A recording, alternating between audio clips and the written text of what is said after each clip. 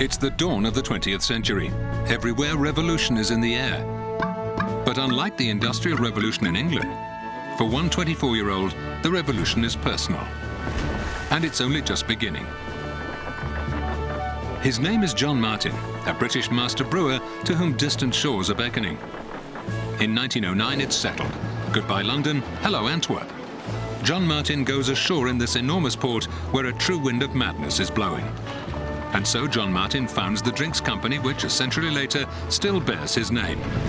His small company soon acquires its own bottling plant and offices a stone's throw from the famous port of Antwerp. The story of the John Martin Company is one of a thirst for success. It's also the story of a family that's thirsty for a challenge generation after generation. But let's start at the beginning. John Martin marries Jeanne Boutiot.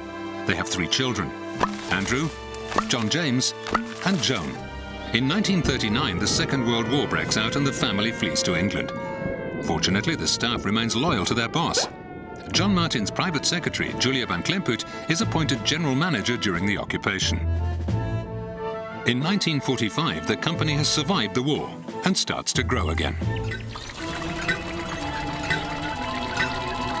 John Martin's company quenches the thirst of the whole country with a range of sophisticated beverages that grows from strength to strength. With first 1 and then 2 new factories in Genval, it continues to expand thanks to a number of prestigious brands. Globe, Schweppes, Orangina, Martin's Pale Ale, Guinness, Gordon Scotch Ale, and later traditional beers such as Timmermans from one of Belgium's oldest breweries. In Belgium, Europe, and now in most of the world, you can toast the health of John Martin. The man is a visionary. He's able to build his empire thanks to his natural feel for marketing and publicity. His first publicity stunt is at the Antwerp Zoo with poster campaigns that introduce the Guinness brand to the general public. Large numbers of Belgian and international visitors regularly flock to the zoo, where John Martin opens one of his first taverns. He creates his own advertising agency in 1921. This agency, one of the first in the country, comes up with the idea of Miss Globe and Miss Belga, 2 mythical icons, 2 radically different women. Miss Belga, created for the Belgian cigarette brand, is sophisticated and alluring. Miss Globe, on the other hand, is respectable and well-behaved. Her image adorns the walls of towns and cities, and in the 20s and 30s, mothers are desperate to get their hands on these completely natural lemonades.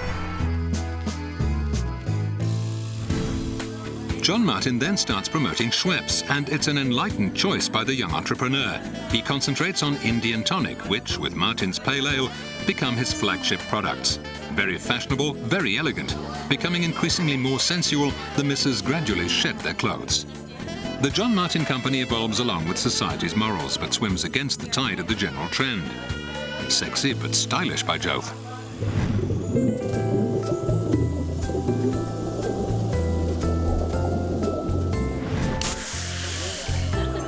After the Great Depression of the 30s, John Martin takes great care of his brands. The company's strength, past and present, high-quality products for sophisticated consumers. There you go.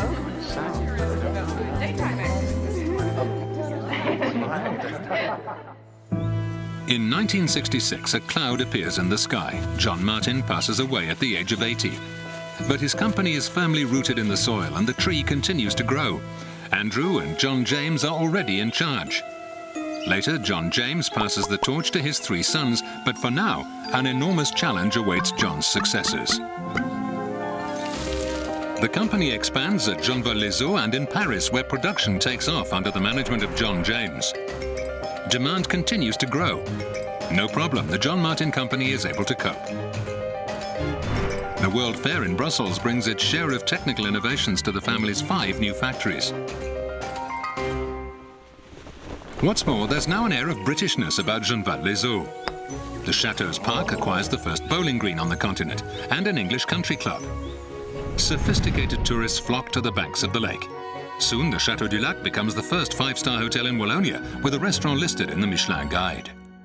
John is the inspiration behind the Chateau du Lac and the creation of the family's Martin's Hotels chain, which will be developed throughout Belgium. Peter will take charge of the Antwerp factory, where Orangina's famous round bottle will soon be produced. The firm then concentrates on special beers. Schweppes and Orangina take off, and in 2004, Anthony takes charge of the drinks side of the business.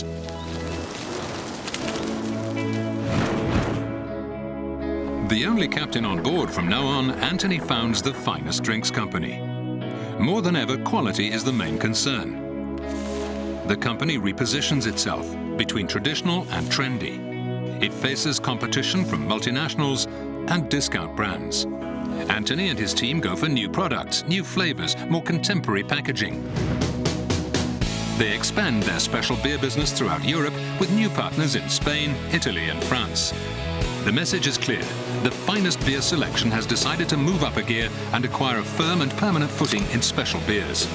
The recipe for success lies in new products, strong or sweet, in new packaging, cans or small barrels, and in advertising too. Let's not forget that since its creation, a real feeling for marketing has always been the company's secret weapon. Contemporary campaigns take a new direction, more eye-catching, more daring. A quest for the holy grail between strength and sophistication. It's a search that creates an enormous thirst. The John Martin ship hasn't finished its voyage. It's setting sail again, as it always has done, able to count on its crew of employees who, generation after generation, have dedicated their lives to keeping it well on course, sailing smoothly through Belgian and international waters, and always with good humor. The ship can also count on its loyal network of partners, distributors and consumers across the world, on every sea and on every continent, to help ensure new growth. The adventure is far from over. The finest beer selection needs you, yes, each and every one of you. The finest club's finest members.